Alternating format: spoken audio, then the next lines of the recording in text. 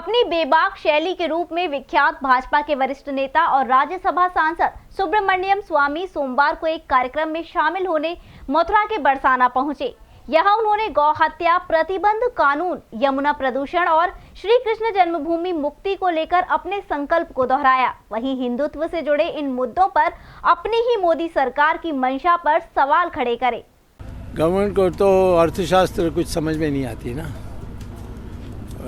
Finance minister को अर्थशास्त्र पता है, ना प्रधानमंत्री को पता है, ना वो मुझसे पूछते हैं। तो वो घमंड में हैं कि वो सब जानते हैं। और ये जो प्राइस राइज है, जो हमारी विकास वृद्धि का दर जो घटते जा रही है, ये तो 2016 से लगातार होते आई है। कोरोना ने तो उसको थोड़ा तेज़ी कर दी है, गिरावट को तेज़ी कर दी है।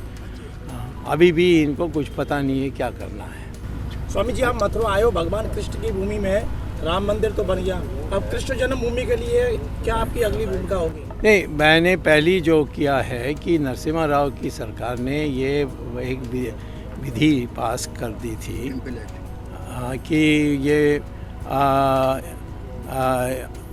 1947 में राम मंदिर या बाबरी मस्जिद को छोड़कर बाकी जो भी उस समय खड़े थे,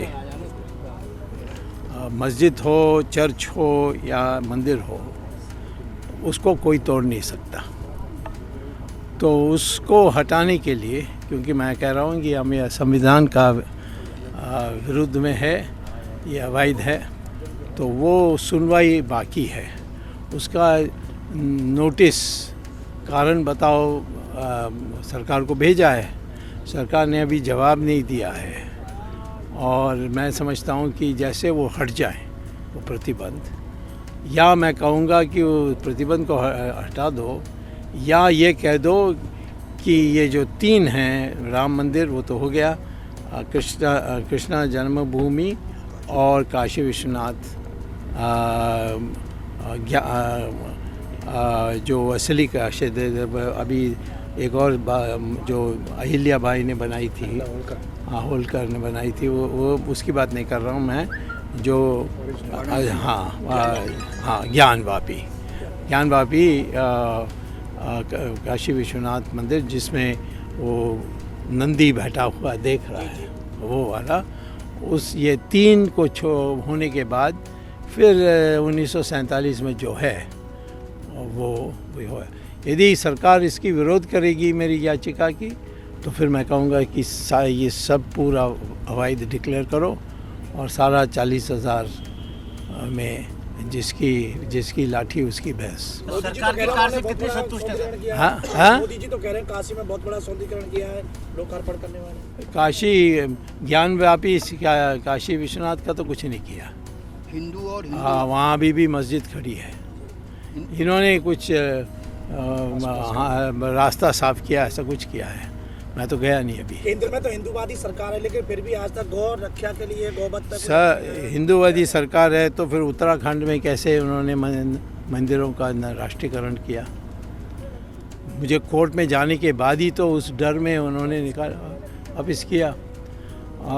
ऐसे बहुत हैं। राम सेतु को मैंने राष्ट्रीय धरोहर घोषित करने के लिए कहा, राम सेतु को मैंने बचाया। किसने उसको तोड़ने के लिए योजना बनाई? अटल बिहारी वाजपेयी। तो सरकार में हिंदूवादी होने से ये हिंदूवादी नहीं बन जाती है, मंशा भी हिंदूवादी होनी चाहिए। सरकार कल योजनाओं से कितने संतुष्ट हैं? चाइना के साथ मुकाबला करने में संतुष्ट नहीं है। ये कहना कि कोई आया नहीं, कोई गया नहीं, वो तो धोखा है। दूसरा है, हम अर्थ प्रणाली का चौपट हो गई है, उससे संतुष्ट नहीं है। तीसरा है कि जो हिंदुत्व के लिए जो कदम उठानी चाहिए उसमें अल्प का प्रयास हुई है, तीनों में। बाकी चीज़ों में बीजेपी की सरकार होनी चाहिए। उससे आप संतुष्ट नहीं हैं? नहीं, सरकार के मैंने कहा ना, इन 3 बातों में नहीं हूँ, लेकिन ये मेरे पार्टी है, इसको पावर में रहना चाहिए। बाकी सब तो चोर बदमाश हैं, उनको तो राहुल गांधी ने बयान दिया था कि मैं तो हिंदू हूँ और मोदी सरकार है हिंदूवादी राजनीति करती है। इस विषय पर आप क्या कहेंगे? नहीं, ये कब से हिंदू बना? क्योंकि जब पैदा हुआ इसको तो क्रिश्चियन बनाया था। इनके घर में एक छोटा सा चर्च है, उसमें वो प्रार्थना करते हैं। उसको कहना चाहिए कि मैं क्रिश्चियन था, अब मैंने क्रिश्चियनिटी छोड़ दी और मैं अब हिंदू बन गया, ये बोलने के लिए कहूँ। नहीं तो ये सब बनावटी है। कल कह देंगे हिंदू माने जो हिमालय से यानी हिंद सागर तक जो है वो है हिंदू, जो वहाँ रहता है। ये झूठा आदमी है। ये इसकी माँ, ये इसकी बहन और इसकी जो दामाद है सोनिया की वड्रा, ये सब ही क्रिश्चियन है और ये क्रिश्चियन चर्च में जाते हैं। ये भक्ति वेदांत नेत्र चिकित्सालय जो बनना है उसको जनता से क्या फायदा होगा? अब ये तो इन्होंने सड़क मांगा, मैंने सड़क दी। अभी तक तो हम एक 20,000 ऑपरेशन यमुना को लेकर क्या इस अस्पताल को बनवाने में भी क्या आप अपनी नीति से कुछ और योगदान करेंगे? इन्होंने मांगा नहीं तो मैं कैसे करूँगा? हम मांग लेंगे। मांगने आप ब्रिज में आए हो, यमुना की दुर्दशा है और ब्रिजवासी मैंने केस डाली है कोर्ट में बोल दिए और उसमें मैंने ये कहा कि जो अभी जो मल लारी है वो सीधा इसमें जा रही है यमुना में।